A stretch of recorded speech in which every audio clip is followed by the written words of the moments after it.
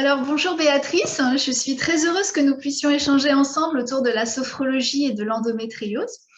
Bon, tu sais que l'endométriose est un sujet qui me tient à cœur puisque je propose un accompagnement naturopathique complémentaire de l'endométriose et j'en ai fait un de mes champs d'expertise. Alors je te remercie de nous faire partager ton expertise de la sophrologie et de nous permettre de mieux comprendre les bienfaits que cela peut apporter aux femmes qui souffrent d'endométriose. Donc, tu es sophrologue installée en cabinet depuis 2008. Est-ce que tu peux nous en dire un petit peu plus sur toi? Avec grand plaisir, Marie-Pierre. Bonjour à toi déjà et bonjour à toutes. Donc oui, ça fait à peu près 14 ans que je suis sophrologue et que j'accompagne des personnes qui souhaitent améliorer leur vie. Et pour cela, il y a surtout 4 angles d'approche. La plupart du temps, donc, ça va être des personnes qui sont en recherche d'apprendre à gérer leur stress, leur angoisse, leur anxiété. Après, il va y avoir des personnes qui cherchent à piloter leur sensibilité et leurs émotions. Puis des personnes qui veulent acquérir ou renforcer leur confiance en elles, et enfin des personnes qui cherchent à préparer un objectif ou un projet qui leur tient à cœur. Bon, je ne te cache pas que en général, ça aborde à peu près tous ces sujets à la fois parce que forcément, ils sont intimement reliés les uns aux autres. Alors, moi, je n'ai pas été sophrologue depuis le début. Avant ça, j'ai eu une vie professionnelle et pendant 25 ans, j'ai été manager et puis experte au sein d'un organisme de service public.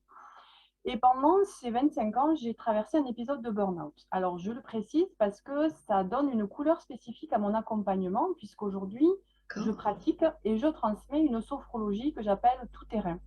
Parce qu'elle est pragmatique, elle est accessible et simple pour pouvoir s'adapter à la vie de tous les jours. Elle est personnalisée aussi pour correspondre au contexte particulier de chacune et de chacun. Mais là, on va parler des endogirls, donc de chaque endogirl. Et puis, j'ai à cœur aussi d'aborder les choses de manière ludique, avec légèreté, plutôt sous l'angle de l'exploration et de la coopération avec mes consultants. Très bien, ok. Merci Béatrice. Alors maintenant qu'on te connaît mieux, nous pourrons, je dirais, en toute confiance découvrir avec toi ce qu'est la sophrologie et en quoi elle peut être une clé d'amélioration dans le cadre de l'endométriose. Alors, j'en serais ravie, Marie-Pierre, et c'est ce que nous allons faire dans quelques instants, mais si tu veux bien, avant d'entrer dans le cœur du sujet, peut-être que toi, tu pourrais faire un point, puisque c'est quand même ta spécialité, sur ce qu'est l'endométriose, pour qu'on puisse mieux cerner les problématiques. Et du coup, je répondrai à ce que tu vas expliquer avec les spécificités de la sophro. Eh bien, écoute, très bien, avec grand plaisir. Alors, l'endométriose, déjà, quand on parle d'endométriose, on retrouve le mot endomètre. Donc, l'endomètre, c'est le tapis qui tapisse l'intérieur de l'utérus.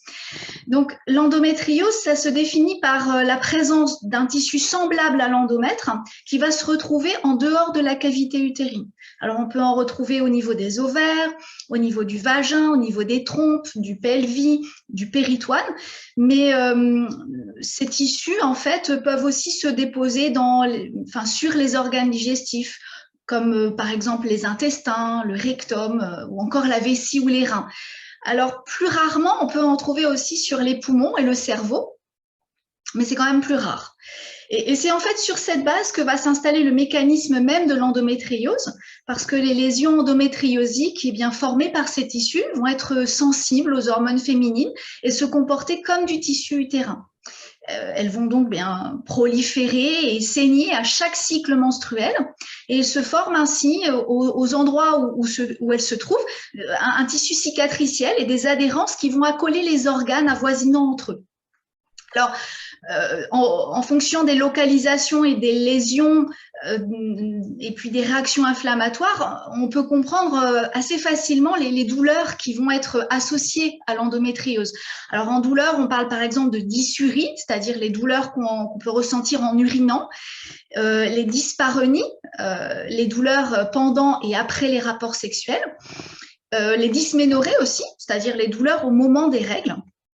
Mais des lésions ou des réactions inflammatoires peuvent aussi être à l'origine des symptômes comme des troubles digestifs, par exemple la constipation, la dyschésie ou encore des infertilités, par exemple en raison des lésions qui peuvent entraîner une barrière mécanique.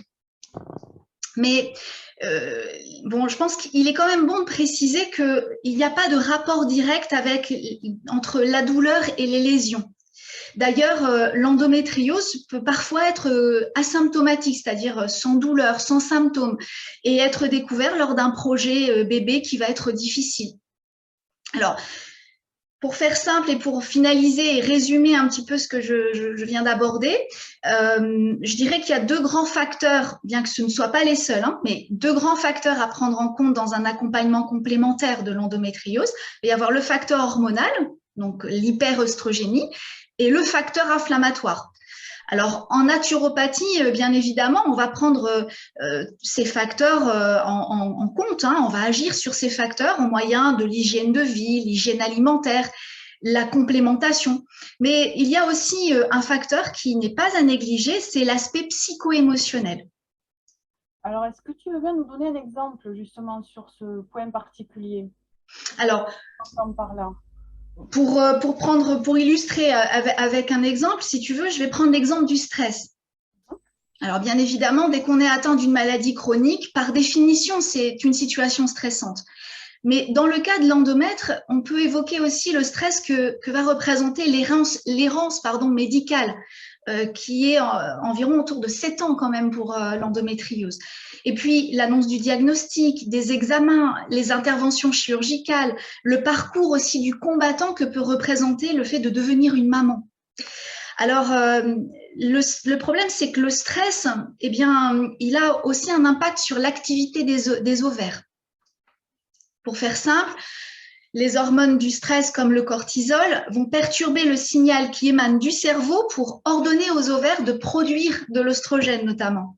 Ce qui fait qu'en situation de stress, eh bien, la production de cortisol va être, elle, prioritaire.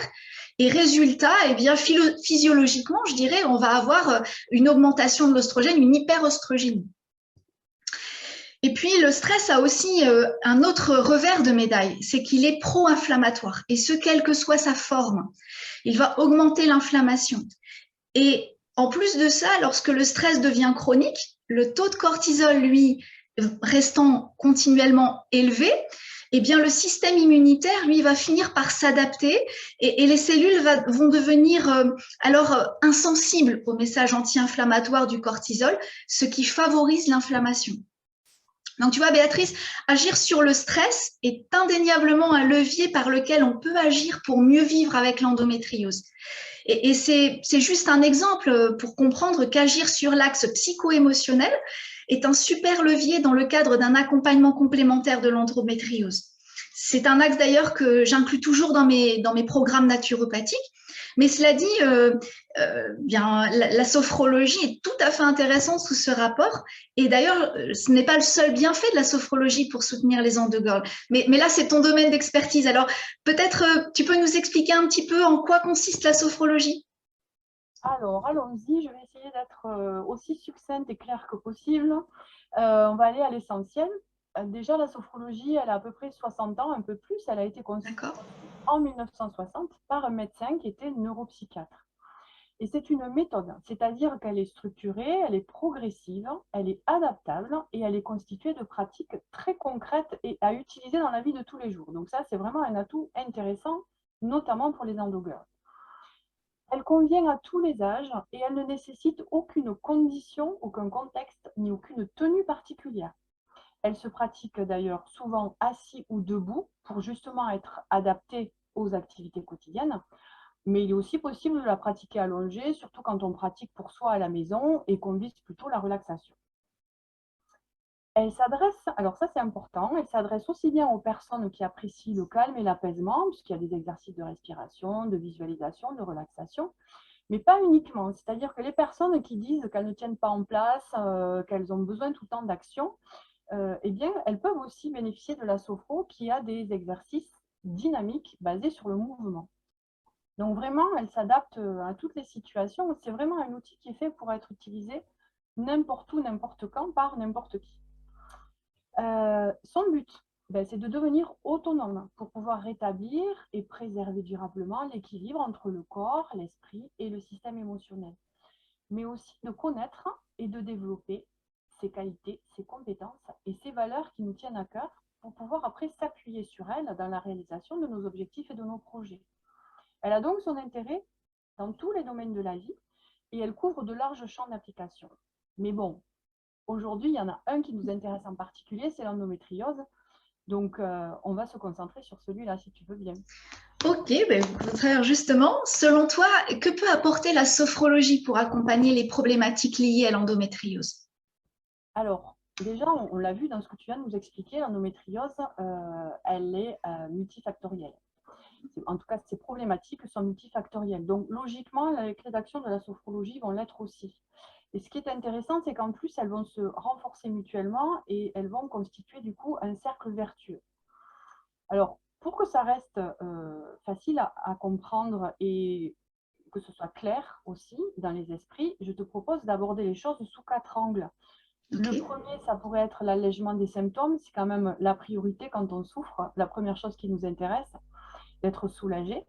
Le deuxième axe, ça pourrait être la façon dont la sophro aide à la mise en place des piliers d'action dont tu as parlé. Hein. Tu as parlé d'alimentation, d'hygiène, de bien-être. Le troisième axe, ça pourra être l'amélioration de la qualité de vie qu'elle permet. Et le quatrième, la façon dont elle s'adapte au quotidien. Est-ce que ça te va? Très bien, je trouve ça hyper intéressant. Alors, qu'en dis-tu si on commence à aborder la sophrologie sous l'angle des symptômes? Tout à l'heure, j'ai parlé de l'impact du stress sur l'endométriose, mais on pourrait aussi parler d'autres émotions, hein, comme l'anxiété, qui, en plus de leur impact sur les processus inflammatoires, sont, il faut bien l'avouer, inconfortables à vivre. Et puis, on peut aussi parler du cercle vicieux qui s'installe, hein, les peurs, les ruminations, les scénarios sombres, le découragement. Alors, dis-nous tout. Eh bien, volontiers. Ce premier axe, il est intéressant. On l'a vu parce que quand on est souffrant, ben, la première chose qui intéresse, c'est comment se soulager de ces symptômes. Et la deuxième chose qui est intéressante, puisque tu abordes en premier lieu les émotions, c'est que ça va être vraiment un pilier fondamental. La façon dont la sophro accompagne les émotions, c'est quelque chose qu'on va pouvoir décliner après dans d'autres domaines, qu'on abordera sans doute un peu plus tard. Donc, déjà, pour pouvoir traverser toutes ces difficultés aussi confortablement que possible, dans un premier temps, jusqu'à pouvoir après les dépasser, puisque c'est l'objectif, la sophro, elle va s'appuyer sur un allié absolument précieux et incontournable, mais totalement inattendu. C'est le corps. Alors, pourquoi il est inattendu? Parce que quand on souffre émotionnellement, on a le réflexe inconscient, tous, de fuir la sensation corporelle associée puisqu'elle est désagréable. Alors, ça peut être une boule dans la gorge, un poids sur le plexus, une oppression, un mal au ventre, des larmes, enfin toutes les sensations qui sont associées à nos émotions.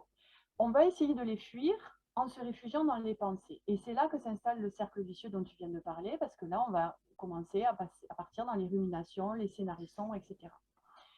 Et pourtant, c'est au contraire de fuir, c'est en acceptant de considérer cette sensation physique, même inconfortable, comme une messagère et de s'occuper d'elle que l'on peut délivrer l'émotion dont elle est le signal. Alors qu'en la refoulant, on ne fait que la retenir et l'entretenir. Donc c'est exactement le contraire de ce qu'on veut obtenir. C'est pour ça que la sophrologie va proposer des exercices qui vont permettre, dans un premier temps, de prendre conscience et puis d'apprendre à reconnaître les sensations vécues dans le corps, et ça c'est très important, sans attendre que l'émotion ait atteint son paroxysme. Parce que plus tôt on va identifier les sensations, plus tôt on va les reconnaître, plus tôt il sera possible de répondre aux besoins que le corps exprime à travers elles, et plus les moments difficiles vont être atténués et même espacés. D'accord. Alors, affiner son ressenti, tu vas me dire, c'est bien joli, mais comment répondre aux besoins qu'il révèle? Parce que c'est quand même ça l'important. Alors, la première chose, ça va être d'observer. D'observer les sensations d'inconfort d'abord en spectatrice. Donc, sans rien attendre et sans jugement. C'est-à-dire sans se dire, je voudrais plutôt me sentir comme ça n'est pas normal et c'est pas correct que je me sente comme si. Il faut d'abord observer en étant le plus neutre possible. Pourquoi? Parce que tout ce contre quoi on lutte en le refoulant se renforce. Donc c'est vraiment dommage de dépenser de l'énergie de manière contre-productive. Il vaut mieux la conserver, cette énergie, pour faire des choses qui nous tirent vers le haut, au contraire, et qui nous soulagent.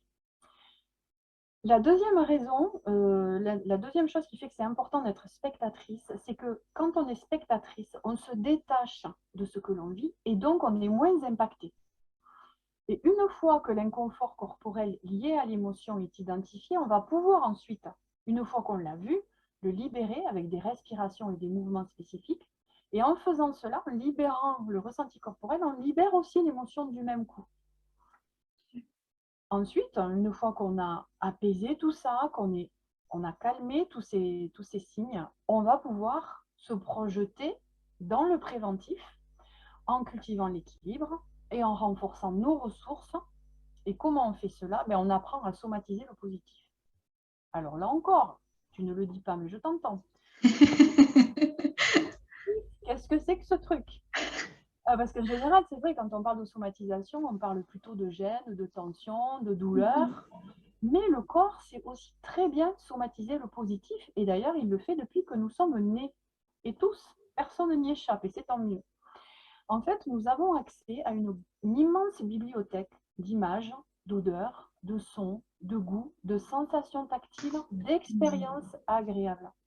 Et en fait, il faut juste apprendre à y entrer pour à la fois pouvoir se ressourcer, reprendre des forces, mais aussi continuer à l'enrichir. Et pour ça, la sophro utilise un outil qui est la visualisation, qui est parfaitement adapté à cet objectif. Alors, je viens de parler un petit moment, donc là, pour nous résumer, pour retenir l'essentiel, je dirais en fait que par rapport à une émotion, il y a 3 étapes fondamentales. D'abord, observer le message corporel qu'elle essaye par lequel elle s'exprime plutôt. Deuxièmement, libérer ce qui est inconfortable ou douloureux. Et troisièmement, cultiver ce qui nous fait du bien. Alors, on a passé un peu de temps là-dessus, mais ce n'est pas pour rien, Marie-Pierre. En fait, on va gagner du temps sur le reste parce que ce pilier-là, de la façon dont la sophro gère les émotions, c'est une compétence fondamentale qu'elle permet d'acquérir et qui va être déterminante, nous allons le voir, dans d'autres douleurs, pardon, dans d'autres domaines comme la douleur et l'intime. Et on va même voir que c'est valable dans tous les domaines de la vie. Toutes les émotions de la vie peuvent bénéficier de cette compétence. Donc, ça valait le coup de prendre un peu de temps. Écoute, c'était super. En tout cas, merci pour tes super explications très complètes qui nous permettent de mieux cerner la chose. Alors, on a bien compris que la sophrologie peut agir sur les émotions qui impactent l'endométriose, mais est-ce que l'inverse est vrai, Béatrice? Je veux dire, est-ce que la sophrologie peut être utile pour gérer les impacts de l'endométriose maintenant sur les émotions, le psychisme? Alors, je pense par exemple aux angoisses, tu vois, liées à l'impact de la maladie sur la vie personnelle, familiale, sociale, avec souvent un certain isolement, il faut bien le reconnaître, ou un retrait de la vie sociale. Je pense aussi à l'estime de soi qui est impactée par le doute, par l'incompréhension, même la dévalorisation parfois sur les plans personnels ou professionnels, du fait de l'errance du diagnostic ou de l'invisibilité des symptômes. Je pense aussi à la culpabilité en raison des effets collatéraux sur l'entourage, aux inquiétudes face à l'incertitude, par exemple, de pouvoir concevoir ou au parcours PMA, aux changements d'humeur liés au traitement. Voilà. Alors, est-ce que dans tout cela, un accompagnement sophrologique peut apporter quelque chose dans ces situations? Et oui, tout à fait. Et heureusement, je dirais. En fait, la sophro, elle accompagne les difficultés par rapport à la façon dont la personne qui y est confrontée les vit. Pour répondre à ta question, peu importe que l'émotion soit la cause en amont de l'endométriose ou qu'elle en soit le résultat en aval, elle est prise en compte pour ce qu'elle amène à ressentir sur le moment. Et ce, sur tous les plans, corporel, mental, émotionnel. On vient de voir comment accompagner les émotions qui impactent les difficultés liées à l'endométriose, donc en amont, comment les accompagner. Et on a parlé, tu l'as vu, uniquement de ce qui se vit dans l'instant. On n'est pas remonté aux explications en lien avec l'émotion, etc. On a vraiment agi sur le plan du moment et de ce qui se vivait dans le corps. Donc du coup, c'est une excellente nouvelle, c'est ce que je disais tout à l'heure en fin d'explication, c'est que en fait, cette compétence sur laquelle on a passé du temps, de la gestion de l'émotion en amont de l'endométriose, elle est aussi efficace en aval pour les émotions qui sont causées par l'endométriose elle-même. Donc, une même compétence pour 2 champs d'action, c'est tout bénéfice. Et comme je l'ai dit tout à l'heure, ça va être aussi valable pour toutes les autres émotions de la vie. Donc, ça va vraiment permettre d'aider dans plein de domaines. Mais je n'ai pas qu'une bonne nouvelle, j'en ai encore deux autres. La deuxième, c'est que la sophrologie intègre les spécificités de chaque personne. Elle tient compte à la fois des points communs à toutes les endo-girls, puisqu'elles vivent la même maladie, donc forcément il y a des points communs, mais il y a aussi des différences dans le vécu de chacune. Et la sophro, elle prend en compte la personne vraiment dans sa façon de vivre les choses en fonction de sa personnalité, de son histoire, de son contexte. Elle ne la réduit pas à sa pathologie. Et ça, je pense que c'est aussi important. En général, quand on est malade, on n'aime pas porter cette étiquette. On aime bien être considéré comme une personne à part entière, comme n'importe qui d'autre. Alors, ma troisième bonne nouvelle, puisque j'en avais promis une troisième, c'est que plus de la compétence qu'on vient de détailler, la sophro permet aussi d'agir sur des émotions plus spécifiques qui sont liées à la perte de confiance que tu as évoquée. Tu as parlé d'appréhension, de culpabilité, de doute, etc. Donc, pour ça, la sophrologie, elle va d'une part permettre de dévoiler les capacités, les qualités et les compétences de chacune au sens large, de manière à ne pas être réduite aux difficultés rencontrées. Ce qu'on a tendance à faire quand on lutte contre un obstacle, on a tendance à se focaliser sur l'obstacle. Donc, la sophro, elle va permettre de remettre les choses à leur juste place et de reprendre conscience de toutes les ressources que l'on a au-delà des problématiques que l'on rencontre. Elle va donc apprendre au cerveau à se focaliser sur ses ressources et à les activer. Et elle va aussi l'entraîner du coup à se projeter sur des situations jusque-là difficiles. Elle va apprendre à se projeter sur ces situations de manière positive, vécues positivement avec les ressources qu'on aura activées. Ok. Alors, tu vois là, il me vient une autre question. Tu sais que la douleur est un sujet sensible chez les endo-girls. D'ailleurs, j'en profite au passage pour rappeler à ceux qui vont nous écouter que les douleurs de l'endométriose, ce n'est pas dans la tête. Hein, on connaît bien aujourd'hui le mécanisme de la douleur. On sait que lorsque les nerfs sont irrités, ils envoient continuellement leur message douloureux au cerveau, ce qui développe et installe une mémoire de la douleur. Alors, Béatrice, est-ce que la sophrologie peut aussi être utile dans la gestion de la douleur? Oui, puisque on vient de voir que pour gérer l'émotion, on s'occupe du corps. Donc, cette compétence acquise pour accompagner le corps dans la gestion de l'émotion, eh bien, elle va aussi être efficace dans la gestion de la douleur. Maintenant, évidemment, lorsqu'il y a douleur, il peut arriver qu'elle soit beaucoup plus aiguë que celles qui sont uniquement liées à l'émotion. Donc, on va compléter à nouveau cette compétence, mais toujours en partant du corps. Ce qui peut encore être inattendu, mais cette fois-ci pour une autre raison, parce que comme c'est le corps qui fait souffrir, on a plutôt le réflexe de se méfier de lui et de se détourner. Pourtant, encore une fois, pour le soulager, il va être indispensable de s'intéresser à lui, d'apprendre à le connaître, à le comprendre, à l'apprivoiser progressivement pour pouvoir coopérer avec lui plutôt que d'être en guerre. Alors pour ça, la sophro, elle va dans un premier temps apprendre à rencontrer la douleur plutôt qu'à essayer de l'éviter. Alors ça paraît contre-intuitif, mais c'est vraiment fondamental. Et comment on va faire pour apprendre à la rencontrer sans que ce soit trop compliqué? On va apprendre à la décrire, à la localiser, à lui donner une couleur, une forme, et ensuite on va s'amuser, entre guillemets, à les remodeler peu à peu pour diminuer leur intensité et les rendre supportables. On va aussi apprendre à recentrer l'attention sur les parties du corps qui vont bien, parce qu'il y en a aussi. Donc, on ne va pas se focaliser uniquement sur la douleur, on va accueillir la douleur et l'aider à se libérer, mais on va aussi aller chercher des ressources dans les autres parties du corps qui sont en pleine forme, parce que chaque partie du corps est en interaction avec les autres. Donc, on peut aller demander à certaines parties d'accompagner celles qui sont plus en difficulté. Et enfin, on va entraîner le cerveau à tourner son attention vers le positif. On a parlé de somatisation du positif tout à l'heure, parce que ça va permettre de produire des endorphines qui vont inhiber la libération des influx de la douleur. Et ça va permettre de somatiser des sensations agréables et d'installer de nouveaux schémas neuronaux, de nouveaux chemins neuronaux. Ok. Alors, au vu des explications que tu viens de nous donner, j'aimerais, si tu veux bien, faire un petit focus sur un type de douleur en particulier. Alors, parce que c'est parfois aussi un sujet difficile à aborder pour certaines ou un peu tabou pour d'autres. Il s'agit des dyspareunies, c'est-à-dire des douleurs pendant et après les rapports sexuels. Alors, est-ce que tu peux nous parler de quelques clés d'action que la sophrologie peut avoir sur cette problématique? Oui, effectivement, quand une douleur est éprouvée dans un contexte particulier, elle installe une appréhension à revivre ce contexte. Alors, c'est forcément d'autant plus sensible et préjudiciable dans le domaine de l'intime. D'autant que l'appréhension accroît l'inconfort puisqu'elle engendre des crispations et qu'elle abrite des émotions comme la peur, l'anxiété, la culpabilité. Donc, on est dans un cercle vicieux.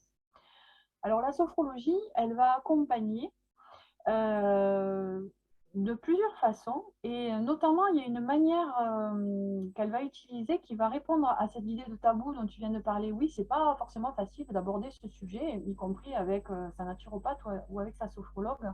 Et parfois, même si c'est pas difficile de l'aborder, ben, c'est trop confrontant parce qu'il y a trop de choses qui se réveillent en lien.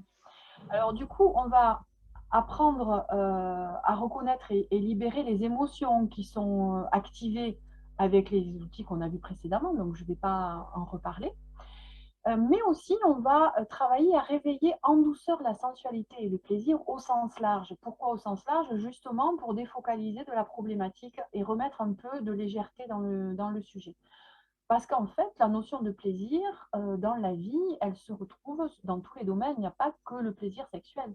Donc, en stimulant les cinq sens dans tous les domaines de la vie, on va permettre de contourner le contexte à l'origine de l'appréhension et de s'affranchir du sentiment d'échec, de culpabilité, d'obligation de résultat qui s'installe parfois.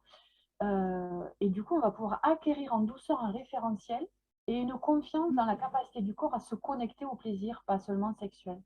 Et on sait bien que si on reconnecte avec tous nos sens et avec le plaisir dans la vie en général, eh bien forcément, ça va être beaucoup plus facile de les contacter sur le plan de l'intime, puisqu'ils seront déjà sollicités dans d'autres domaines, donc ils seront bien présents.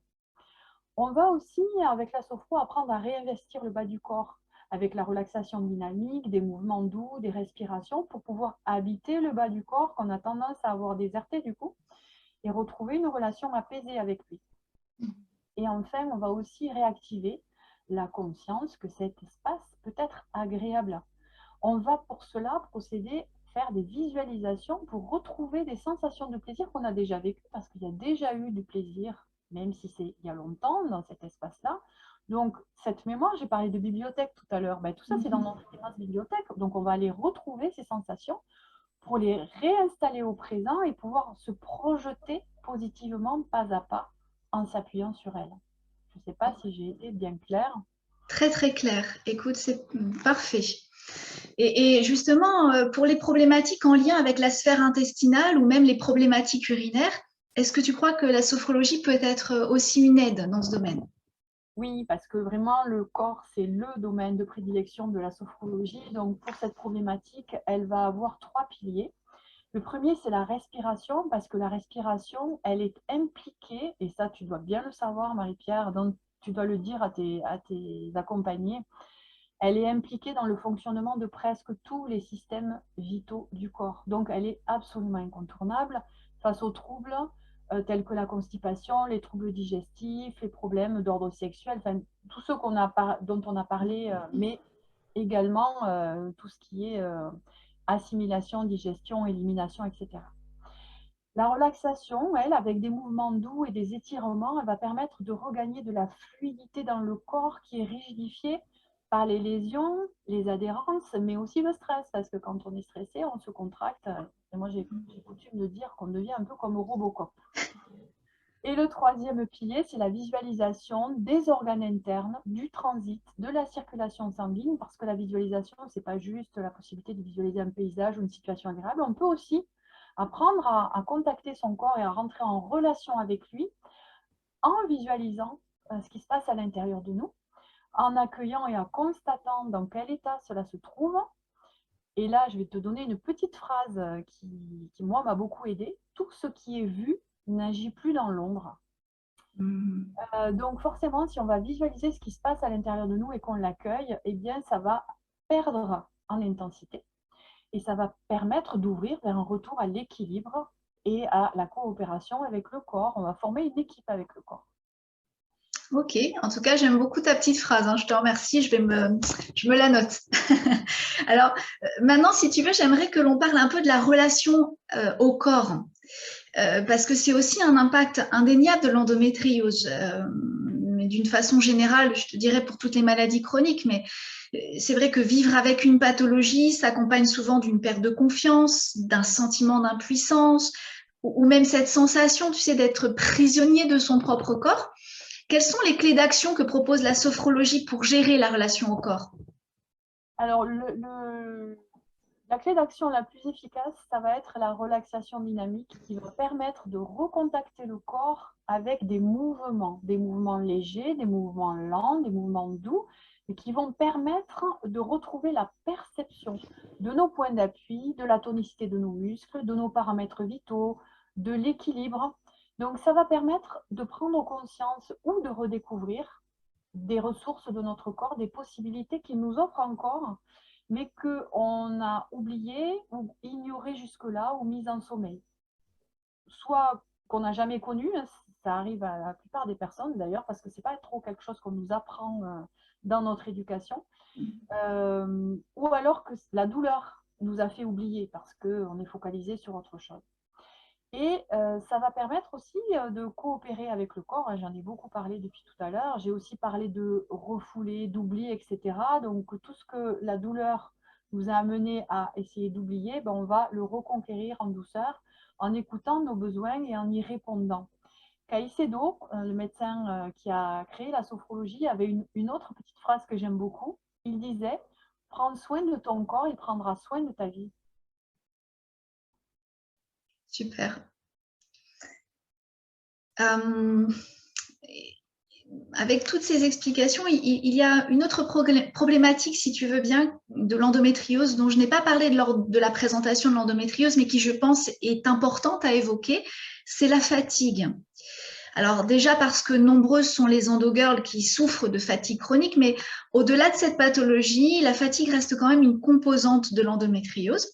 Alors elle peut être due par exemple au processus ou s'expliquer par les processus inflammatoires, au traitement, aux effets secondaires de certains médicaments, à la convalescence des chirurgies ou encore des réveils nocturnes qui, il faut bien l'avouer, ne facilitent pas la récupération. Alors, comment la sophrologie peut-elle soutenir dans ce domaine une endogirl? Eh bien, elle va lui apprendre à adoucir les temps de réveil nocturne parce qu'en général, souvent, quand on se réveille la nuit, on n'a qu'une obsession, c'est de se rendormir. Sauf que plus on va chercher à se rendormir, et moins on va y arriver. J'ai donné une petite phrase au tout début, tout à l'heure, c'était « tout ce contre quoi je lutte se renforce ». Donc, en fait, quand on va se réveiller, la sophro, elle va donner des outils pour, au contraire, essayer de vivre ce moment le plus confortablement possible, pour se cocooner, pour se reposer, mais sans se donner cette injonction de se rendormir. Et c'est parce qu'on va lâcher cette injonction que l'endormissement va arriver tranquillement, et puis, en tout cas, qu'on ne va pas s'épuiser en s'énervant. Elle va aussi aider à se reposer et à récupérer parfois dans la journée avec la relaxation, avec des siestes flash, ou alors au contraire, elle va apprendre à rebooster en activant la vitalité dans les moments où on a besoin de mettre un petit coup de boost. Et puis, elle va aussi aider à identifier les premiers signes d'inconfort pour se ménager dès leur apparition et commencer à ralentir, à respirer, à se détendre, à libérer les tensions ou à nourrir le positif avant d'être complètement exténué. Ok. Écoute, Béatrice, je te remercie beaucoup parce que vraiment tes explications sont complètes, denses et à la fois très claires. Alors je pense d'ailleurs qu'avec toutes ces informations, beaucoup découvriront ou en tout cas verront la sophrologie avec un autre regard. Je pense qu'il y aura encore beaucoup à dire. Qu'en penses-tu si on faisait une autre vidéo pour aborder comment la naturo et la sophro se complémentent pour offrir aux endogirls une meilleure qualité de vie? Je pense même qu'on pourrait aussi répondre aux principales questions qui se posent sur le déroulement d'un suivi sophrologique. Qu'en dis-tu? Je trouve que c'est une excellente idée et je suis tout à fait partante. Eh bien, écoute, rendez-vous est pris donc pour une autre vidéo. Et puis, en attendant, les endogirls peuvent prendre contact avec toi. Je place toutes les informations sous la vidéo, y compris le lien vers ton site. Vous pouvez aussi trouver d'autres approches naturelles sur les problématiques en lien avec l'endométriose sur ma chaîne Naturobienfait et sur mon site naturobienfait.com. Et puis, si vous avez aimé cette vidéo, eh bien, n'oubliez pas de la liker, de la partager, de vous abonner. Et puis, en attendant, eh bien, on vous dit à bientôt pour une nouvelle vidéo.